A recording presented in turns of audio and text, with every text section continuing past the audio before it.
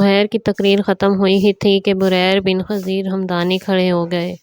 یاد رہے کہ بریر کا شمار حضرت امیر المومنین علی ابن ابی طالب علیہ السلام کے اصحاب میں ہوتا ہے اور تابعین کی جماعت سے ان کا تعلق ہے۔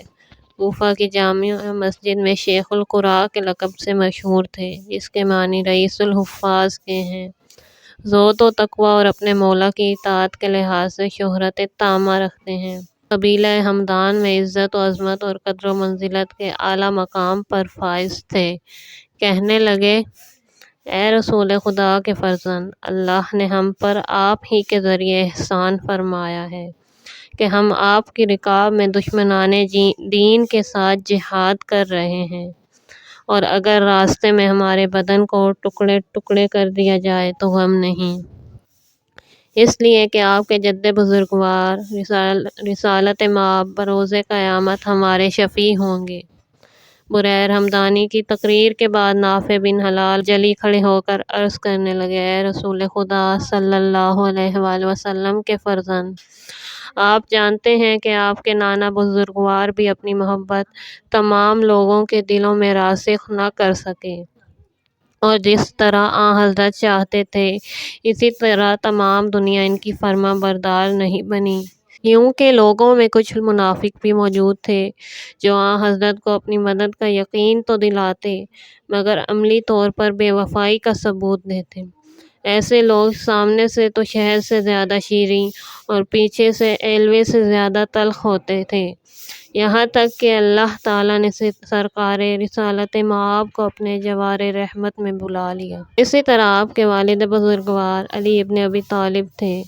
کچھ لوگوں نے ان کی مدد کی، انہوں نے ناقصین، قاسطین اور مارکین سے جنگیں کیں، آخرکار وہ بھی اپنی زندگی کے دن پورے کر کے اس دنیا سے چلے گئے اور رحمت خداوندی سے جا ملے۔ اس وقت ہمارے درمیان آپ کی بھی وہی کیفیت ہے جو آپ کے نانا اور بابا کی تھی، لہٰذا جس شخص نے آپ کے پیمان کو توڑا وہ خسارے میں ہوگا اور اپنا ہی نقصان کرے گا، اور اللہ آپ کو اس سے بے نیاز کرے گا۔ ہم حاضر ہیں، آپ ہمیں مشرق یا مغرب جس طرف چاہیں لے چلیں۔ خدا کی قسم ہمیں موت پر کوئی ڈر نہیں ہے، اور ہم ملاقات رب سے صرف ڈرتے ہی نہیں بلکہ خوشی کے ساتھ اس کے لیے تیار بھی ہیں، اور ہم صدق دل اور پوری بصیرت کے ساتھ ہر اس شخص کے دوست ہیں جو آپ کا دوست ہے، اور ہر اس شخص کے دشمن ہیں جو آپ کا دشمن ہے۔ جب ابن زیاد کو معلوم ہوا کہ امام عالی مقام کربلا میں تشریف لا چکے ہیں تو اس نے امام کو اس مضمون کا خط لکھا: مجھے معلوم ہوا ہے کہ تم کربلا میں پہنچ چکے ہو، اور یزید نے لکھا ہے کہ جب تک میں حسین علیہ السلام کو موت کے گھاٹ نہ اتار دوں اس وقت تک نہ اپنا سر تکیے پر رکھوں گا اور نہ ہی سیر ہو کر کھانا کھاؤں گا، یا پھر میرے اور یزید بن معاویہ کے حکم پر عمل کروں۔ امام علیہ السلام نے جب یہ خط پڑھا تو بڑی حقارت سے اسے زمین پر پھینک دیا اور فرمایا: جنہوں نے مخلوق کی خوشنودی کے لیے خالق کی ناراضی مول لے لی، انہوں نے کبھی فلاح نہیں پائی۔ نامہ بر نے آپ سے خط کا جواب لینے کی درخواست کی تو فرمایا: میرے پاس ابن زیاد کے خط کا کوئی جواب نہیں ہے، کیونکہ اس پر خدا کا عذاب لازم اور ثابت ہو چکا ہے، اس لیے کہ اس نے خداوند عالم کے ساتھ جنگ کا آغاز کر دیا ہے۔ قاصد ابن زیاد کے پاس واپس گیا اور سارا ماجرا بیان کیا تو امام پر سخت برہم ہوا اور عمر بن سعد کی طرف دیکھ کر اسے امام کے ساتھ جنگ کرنے کا حکم دیا۔ عمر بن سعد جو رے کی حکومت کا امیدوار تھا، امام حسین علیہ السلام کے ساتھ جنگ سے عذر خواہی کی۔ ابن زیاد نے کہا: تو پھر رے کی حکومت کا حکم نامہ واپس کرو۔ رے کی حکومت کا پس منظر یہ ہے: چونکہ دیلمیان نے رے پر قبضہ کر لیا تھا اور یہ علاقہ ابن زیاد کی قلمرو سے نکل چکا تھا، لہٰذا اس نے عمر سعد کو 4000 کے لشکر کے ساتھ وہ علاقہ واپس لینے کے لیے رے کی حکومت کا حکم نامہ جاری کیا تھا کہ وہ پورے علاقے کو دیلمیوں سے واپس لے کر اس کا نظم و نسق خود سنبھالے۔ ہمدان اور رے کے درمیان ایک وسیع علاقے پر مشتمل جگہ کا نام ہے جسے عوام الناس دشتابی بولتے ہیں۔ ان کے ابن زیاد کے حکم نامے کے مطابق عمر بن سعد رے کی طرف جانے کے لیے کوفہ کے مقام حمام عین میں تیاریوں میں مصروف تھا کہ اسی دوران ابن زیاد کو کوفہ میں اطلاع ملی کہ امام حسین علیہ السلام کوفہ کی جانب آ رہے ہیں۔ اس نے عمر سعد کو حکم دیا کہ پہلے حسین کی طرف جاؤ، جب اس ماموریت سے فارغ ہو جاؤ گے تو پھر رے کی طرف جانا۔ چونکہ رے سے انصراف اس کے لیے سخت ناگوار تھا، اس لیے اس نے ابن زیاد سے کہا آپ مجھے آج کے لیے مہلت دیں تاکہ اس بارے میں سوچ بچار کر لوں۔ عمر سعد ابتدائی شب سے سحر تک اس بارے میں غور و فکر کرتا رہا اور کہتا تھا آیا میں رے کی حکومت کو چھوڑ دوں حالانکہ یہ میری آرزو ہے، یا پھر حسین کو شہید کر کے مذمت بھری حالت میں واپس لوٹ جاؤں۔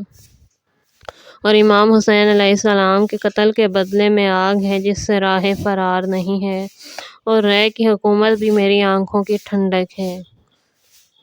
اس نے پھر یہ سارا ماجرا صاحبان حل و عقد کے سامنے رکھا۔ سب نے اسے امام حسین علیہ السلام سے جنگ کرنے سے روکا۔ حمزہ بن مغیرہ اس کا بھانجا تھا۔ اس نے کہا آپ کو خدا کا واسطہ، آپ اس ارادے سے باز آ جائیں کیونکہ امام کے ساتھ جنگ خدا کی نافرمانی اور قطع رحمی کے زمرے میں آتی ہے۔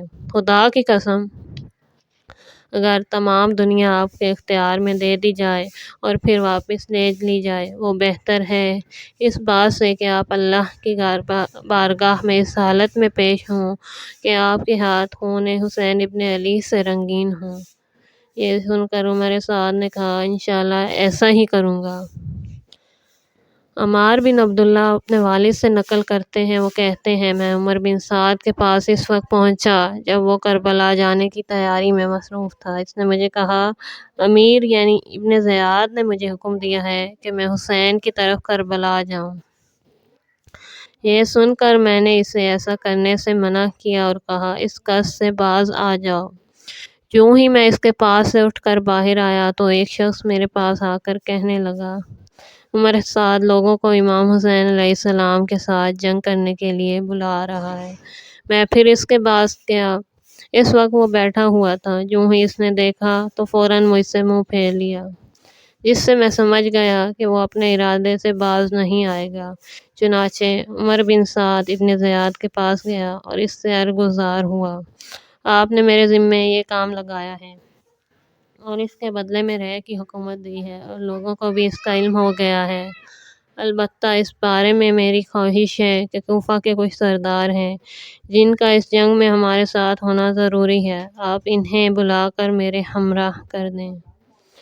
پھر اس نے ان سرداروں کے نام بھی بتائے، جسے سن کر ابن زیاد نے کہا ہم تمہارے ساتھ کس کو بھیجیں کس کو نہ بھیجیں، اس بارے میں ہم نے تم سے کوئی رائے نہیں لینی۔ اگر تم اسی موجودہ لشکر کے ساتھ اپنے فریضہ سے عہدہ بر ہو سکتے ہو تو ٹھیک ہے، ورنہ رے کی حکومت سے اپنے آپ کو فارغ سمجھو۔ عمر سعد نے جب ابن زیاد کا یہ جواب سنا تو کہا ٹھیک ہے، میں جاؤں گا۔ حضرت امام حسین علیہ السلام کے کربلا پہنچنے کے ایک دن بعد یعنی 3 محرم الحرام کو عمر بن سعد کوفہ سے 4000 کا لشکر لے کر کربلا پہنچ گیا۔